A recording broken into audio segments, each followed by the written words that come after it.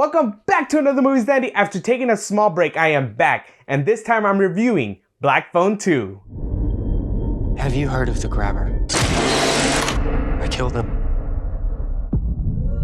This takes place after the events of the first movie, so everyone is still dealing with the PTSD of the grabber. And after everyone thinks that the grabber is dead, he comes back, but this time in your dreams. But before I get this review started, I want to give a huge shout out to IE and Friends for letting me go with them to interview Miguel Mora. So not only did he come out in Black Phone 1 as Robin, but he also comes out in Black Phone 2 as a whole other character, but you're just gonna have to watch the movie to see. But after this review, make sure you go check out that interview on their page. Link is in the bio. So let me start off with things that I liked about Black Phone 2. I feel like the first one, yes, it was scary in some moments, but it was much more of a psychological thriller. This one was way more horror focused because not only was it more gruesome in some scenes, but it's actually scarier in some parts as well. So this movie does of course have your basic jump scares in the beginning of the film, but of course once you start unraveling the story a little bit more, it starts to get less and less jump scares and just more visually scary and more creepy, especially when you see the grabber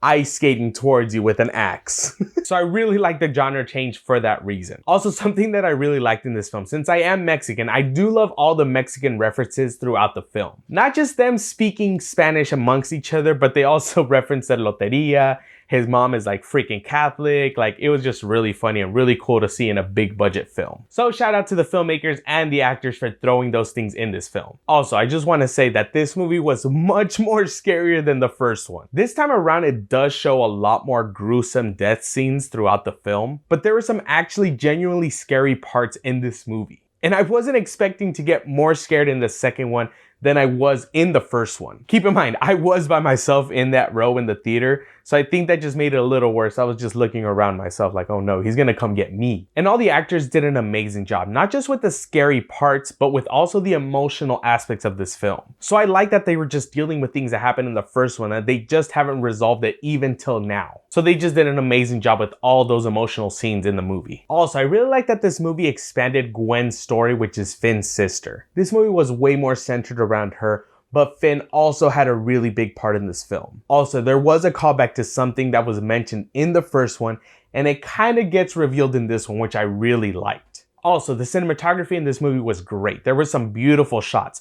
And not just that, but when you're in the dream world, it does get a little grainy and you can just tell where you're at. And then when you're in the real world, it's more high def. So I really like that. And I feel like it just really differentiated where you're at, and it did some pretty cool transitions from the dream world to the real world. Also, I feel like a lot of the movies this year have had an amazing soundtrack. And this one is no different. There was a rendition of Another Brick in the Wall in this film, and it just fit perfectly and it just went so good with what was happening in the movie. And they were just able to play some other music throughout the film that just fit perfectly. Also, shout out to Ethan Hawke.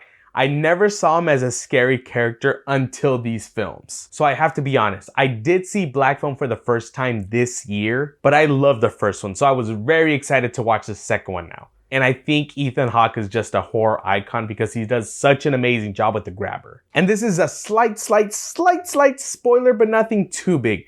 But I love that we never see his face clearly. He literally always wears a mask, which I think makes him way scarier. And shout out Miguel Mora, he did an amazing job in this film, and you can hardcore distinguish that it was two different characters. And if you didn't tell me that he was in this movie and also was in the first one, I would have never known. So big shout out to you. And now with some things that I didn't really like. I will say that the beginning of this film did go a little slow just trying to set everything up. So with that being said, the movie did feel a little bit longer just because of the beginning part of the film. This is another slight spoiler, so if you're worried, skip like 20 seconds ahead. Are you good? Okay. So they were looking for 3 things in this film, and I feel like it took them a while to find number 1 and number 2. But they found number 3 just very quickly, and I just felt like it was kind of convenient. So now, would I watch this movie in the theater again?